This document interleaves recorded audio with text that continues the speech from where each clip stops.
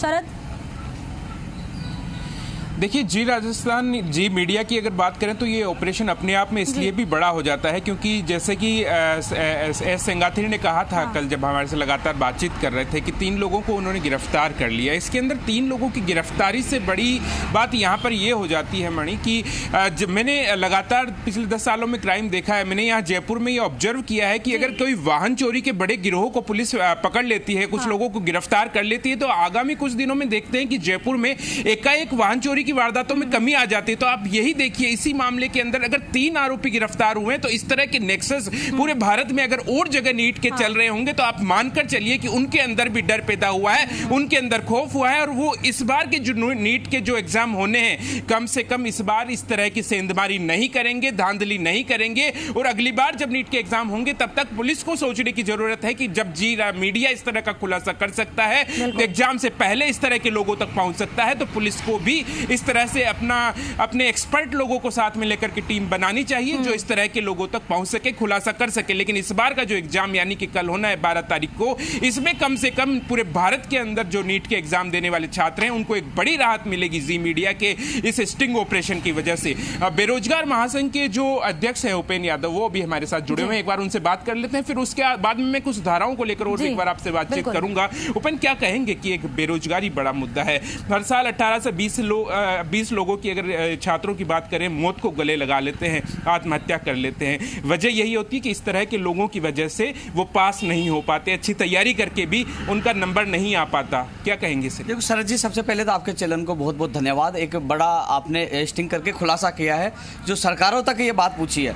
कल भी हमने हजारों की संख्या में महापड़ाव डाला था। हम सख्त कानून की मांग कर रहे हैं कि फर्जी डिग्री डिप्लोमे भी आते हैं, पेपर लीक भी होते हैं और जो बेरोजगारों को बरगलाया जाता है, लाखों रुपए लिया जाता है क्योंकि बेरोजगार अवसाद में रोजगार के लिए गलत रास्ते पे जा रहे हैं, अपराध की दुनिया में कदम रख रहे हैं। ऐसे में इसमें सख्त कानून बनाने की जरूरत है केंद्र सरकार, राज्य सरकार को। कम से कम मैंने देखा है, मुझे धरने प्रदर्शन के दौरान कई बार मुझे जेल में डाला गया तो मैंने देखा कि अपराधी जेल में होते हैं, वो कहते हैं 80 लाख रुपए हमने कमाए, 5-7 लाख रुपए वकील को देकर छूट जाते हैं और वो बाहर आ गए। जैसे लाइब्रेरियन का पेपर आउट हुआ, जो अपराधियों के नाम आए वो आज बाहर घूम रहे हैं। ऐसे में कानून सख्त बनना चाहिए। इंटरव्यू का जो मामला सामने है, वहां भी पैसों के लेन देन का मामला सामने आया। ऐसे में कई मामले सामने आ रहे हैं। ऐसे में बेरोजगार और युवाओं में जो तैयारी नीट की कर रहे हैं, चाहे प्रतियोगी परीक्षा की तैयारी करो, अविश्वास उत्पन्न हो रहा है। कल भी हमने मांग की थी और आगे भी लगातार हमारा संघर्ष जारी है कि पारदर्शिता रहे और अपराधी जेल के अंदर है। कानून आपसे भी कई जुड़े रहते हैं बेरोजगारों के साथ साथ, वो छात्र क्या करते हैं? इस ऑपरेशन के बाद कितना फायदा मिल पाएगा उनमें? हालांकि ऑपरेशन होने के बाद उनमें ये विश्वास तो जागा है। मीडिया के माध्यम से धन्यवाद देना चाहूंगा आपको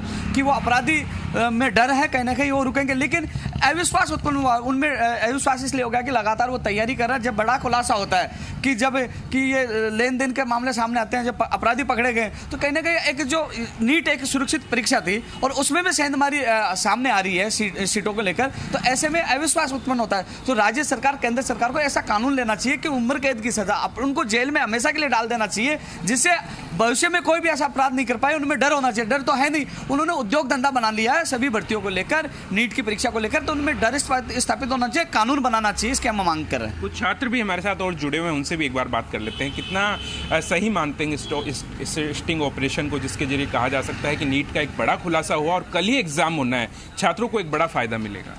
सर, जो स्टिंग ऑपरेशन हुआ है वो छात्रों के लिए अच्छा है, लेकिन इसके साथ ही गवर्नमेंट को ध्यान देना चाहिए। जो फर्जीवाड़ा होता है, पेपर बिक जाते हैं, उन पे सख्त से सख्त कार्रवाई करनी चाहिए, उन अपराधियों को जेल में डालना चाहिए। ओपन, एक चीज़ और है कि जो आत्महत्या बच्चे कर लेते हैं, क्या उसके लिए इन्हें जिम्मेदार माना जाए ऐसे लोगों को, क्योंकि इनकी वजह से ये घटनाएं सामने आती हैं? बिल्कुल बिल्कुल सही बात है। सिस्टम में जो खामियां सबसे बड़ी अवसाद में चला जाता है। जो लोग बड़ी मेहनत से करता है, कुछ पॉइंटों से रह जाता है, तो इस बात का दुख होता है कि फर्जीवाड़ा नहीं होता, पारदर्शिता होती तो मेरा नंबर आ जाता है, तो इसलिए वो अवसाद में चला जाता है। अब धीरे धीरे संख्या बढ़ रही है मौतों की। ऐसे में राज्य सरकार, केंद्र सरकार को बड़ा कानून लाना चाहिए कि युवाओं के भविष्य का सवाल है। कानून नहीं लाया तो कहीं ना कहीं ये अपराध में जो लोग और भी जुगाड़ में लग जाते हैं। मैं उदाहरण देना चाहूंगा, जुलाई 2018 मुझे जेल में डाला गया। एक अभ्यर्थी मिला, बोले कि मैं लगातार तैयारी कर रहा था, मैं कुछ पॉइंटों से रह गया था, लेकिन मेरे पड़ोसी पैसे देके लगे थे, इस बार मैंने जुगाड़ किया।